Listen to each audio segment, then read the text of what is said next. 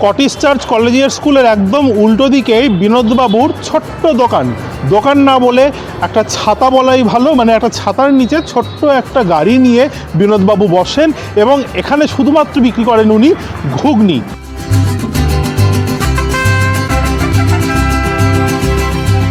বিকেল থেকে বসেন আর এই রকম সুন্দর মশলাদার ঘুগনি থাকে, ওপরে ধনেপাতা কুচি, ভাজা মশলা ছড়ানো, নারকোল কুচি দিয়ে ভালো করে সাজানো এই ঘুগনি।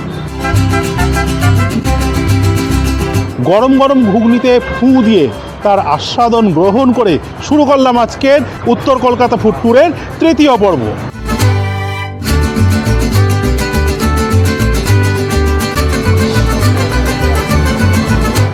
Food review show by Prasun চ্যানেলে তোমাদের সবাইকে স্বাগত। আজকে হচ্ছে এই চ্যানেলের তৃতীয় ফুড ট্যুর। যথারীতি আমরা কিন্তু রয়েছি উত্তর কলকাতাতেই এবং আজকে নর্থ কলকাতা ফুড ট্যুরেরও তৃতীয় এপিসোড। আমরা আমাদের আজকের জার্নি শুরু করব স্কটিশ চার্চ কলেজের আশপাশের এরিয়া থেকে এবং চলে যাব সোজা হাতিবাগান হয়ে শিকদার বাগানের দিকে। এই চত্বরের আশেপাশে যতগুলো ভালো ভালো রেকমেন্ডেবল ফুড জয়েন্ট আছে সব তোমাদের কাছে আমরা নিয়ে আসব। সুতরাং খুব ভালো একটা ভিডিও তোমাদের উপহার দিতে চলেছি। স্কিপ না করে শেষ পর্যন্ত দেখতে থাকো এবং একটা কমেন্ট করে পাশে থাকো।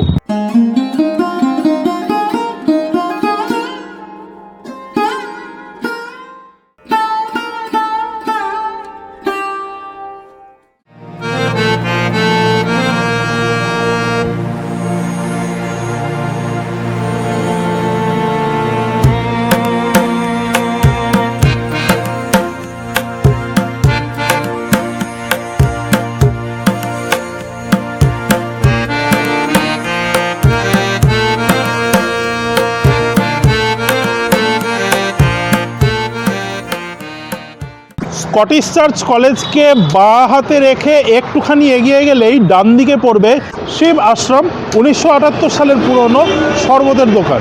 একটা সময় ছিল যখন কলকাতায় প্রচুর শরবতের দোকান ভর্তি ছিল, তার মধ্যে অনেক দোকানই আস্তে আস্তে উঠে গেছে বা তাদের খাবার দাবারের টাইপ পাল্টে দিয়েছে, কিন্তু শিব আশ্রম রয়েছে একই জায়গায় শরবত নিয়ে। কথাই আছে কলকাতাতে বাঘের দুধও পাওয়া যায়, আর এই শিব আশ্রমে পাওয়া যায় ভাঙের শরবত। আমরা কিন্তু ভাঙের শরবত নেব না, কাজেই আমরা নিয়েছি এখানকার বিখ্যাত কেশর বাদাম শরবত।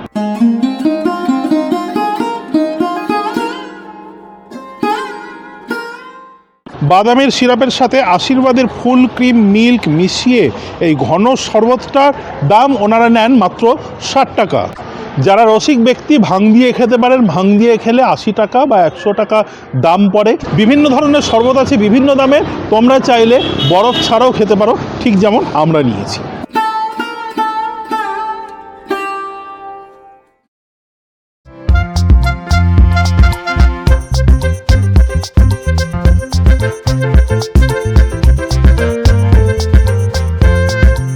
হাতিবাগান থেকে স্কটিশ চার্চের দিকে এগিয়ে এলে বেশ কিছুটা হাঁটার পরে ডান দিকে পড়বে লক্ষ্মীনারায়ণ সাউ অ্যান্ড সন্স।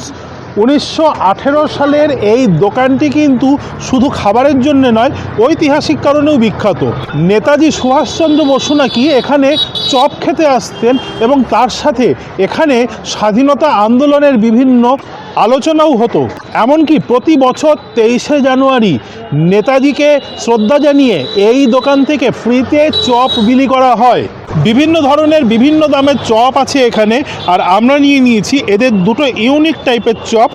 একটা হচ্ছে নারকোলের চপ আর একটা হচ্ছে আমের চপ।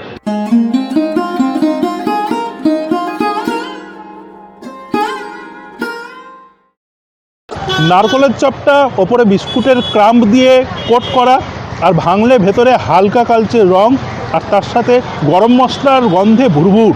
খেলে একটা মিষ্টত্ব পাওয়া যাবে, তার সাথে নারকোলের স্বাদ আর তার সাথে গরম মশলা এবং বিভিন্ন ধরনের ভাজা মশলার স্বাদ কিন্তু একদম স্পষ্টভাবে বোঝা যাবে। এই হচ্ছে লক্ষ্মীনারায়ণ সাউয়ের বিখ্যাত আমের চপ। ভেতরে বেশ সুন্দর লালচে রঙের একটা পুর বেসনে ডুবিয়ে ভেজে নেওয়া হয়েছে। পুরের মধ্যে একটা হালকা মিষ্টত্ব রয়েছে, তার সাথে অল্প ঝাল, মৌরির গন্ধ, সব মিলিয়ে এক অপূর্ব অনুভূতি সৃষ্টি করবে তোমার রসনাতে।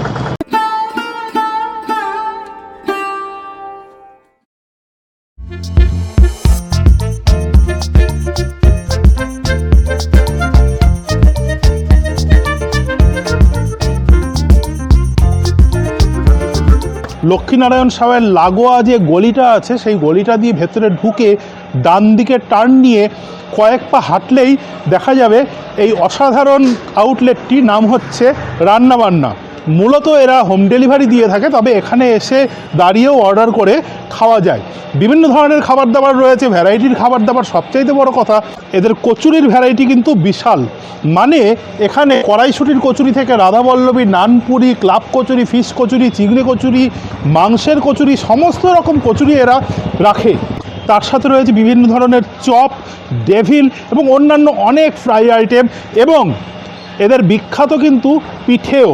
আমরা এখান থেকে নিয়েছি মাছের কচুরি, বেশ সুন্দর ভেটকি মাছের পুর নাড়ুর সাইজে বানিয়ে লেচির মধ্যে পুরে যত্নের সাথে ভেজে তোলা হয়েছে। 2 পিস মাছের কচুরি আলুর দম দিয়ে সার্ভ করা হয়, দাম হচ্ছে মাত্র 30 টাকা।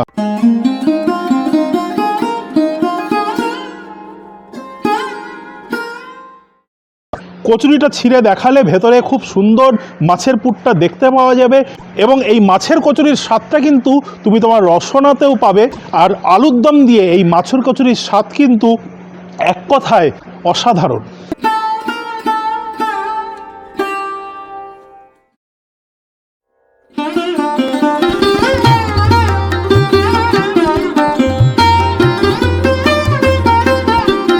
হাতিবাগান মোড় থেকে বিধান সরণি বেয়ে শ্যামবাজারের দিকে কয়েক পা হাঁটলেই টাউন স্কুলের উল্টো দিকে যে গলি, সেই গলি দিয়ে একটুখানি এগিয়ে গেলে দেখতে পারবে বিপ্লবী যতীন দাসের একটি সোনালী মূর্তি। ঠিক তার বাঁ দিকে তাকালেই দেখতে পাবে আদি মালঞ্চ কর্মীবৃন্দ রেস্টুরেন্ট। একটা কোঅপারেটিভ সোসাইটি এই স্টলটি চালায়, এবং 1981 সালের পুরনো এই স্টলটি। আমাদের হাতে এখন চলে এসেছে আদি মালঞ্চ কর্মীবৃন্দ রেস্টুরেন্টের ফিশ ফ্রাই।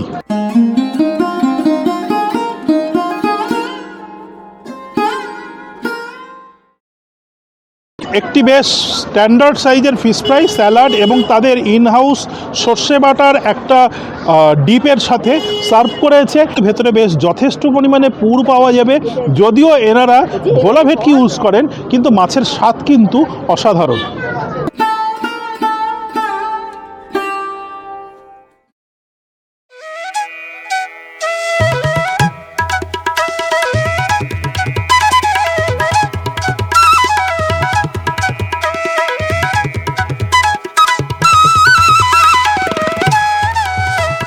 আদি মালঞ্চ কর্মীবৃন্দের ঠিক উল্টো দিকেই রয়েছে খানা খাজানা। এখানকার নানপুরি কিন্তু বিখ্যাত। 2 পিস নানপুরি, দাম নেয় 22 টাকা, সাথে থাকে ছোলে আর অল্প চাটনি আর স্যালাড।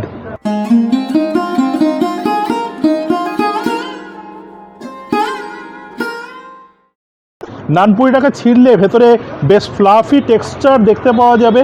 আর এই নানপুরিকে একটুখানি ছোলের সাথে মিশিয়ে, একটুখানি চাটনির সাথে মিশিয়ে মুখে পুড়লে যে অসাধারণ তৃপ্তি রসনাতে অনুভূত হবে তা ভাষায় বর্ণনা করা যায় না।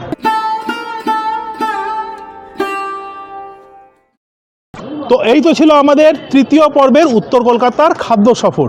ভিডিওটা যদি ভালো লেগে থাকে তাহলে অবশ্যই একটা লাইক করে একটু সাবস্ক্রাইব করে দাও, আর বেল আইকনে প্রেস করে দাও। আজ তবে এই পর্যন্তই, দেখা হচ্ছে পরের ভিডিওতে।